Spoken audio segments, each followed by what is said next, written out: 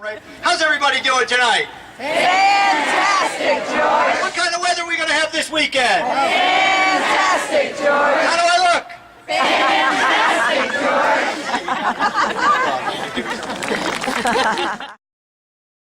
Well, I realized that very early on in my cancer experience, I realized that the vocabulary for this whole experience is largely, or at least historically, has largely been sort of negative.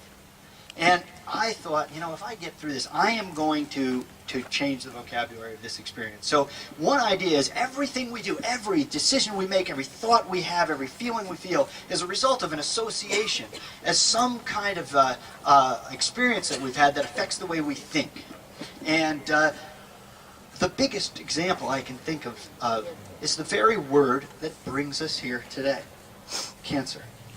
How many of you remember when it wasn't even spoken out loud?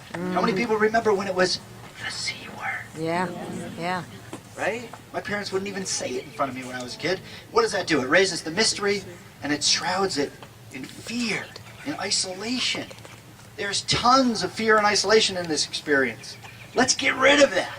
And so what I want to suggest is, let's create a vocabulary of hope and connection instead of fear and isolation. Does that make sense? How's that sound? I'm good. So what I want to do is instantly, let's reassociate the word cancer. Instead of, you know, cancer is spelled C-A-N, the first three letters, right? It's not C-A-N-T.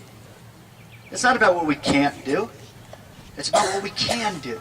So I want to change that association from can't to iCanSir. So when I ask you a question, can you do that? I want you to say, iCanSir. iCanSir! All right, good for you. And that's how we start changing the vocabulary of this experience. Can you do that for me? iCanSir! Excellent. Can you do that? iCanSir! Can you do that for me? iCanSir! Oh, come on, convince me. Can you do that for me?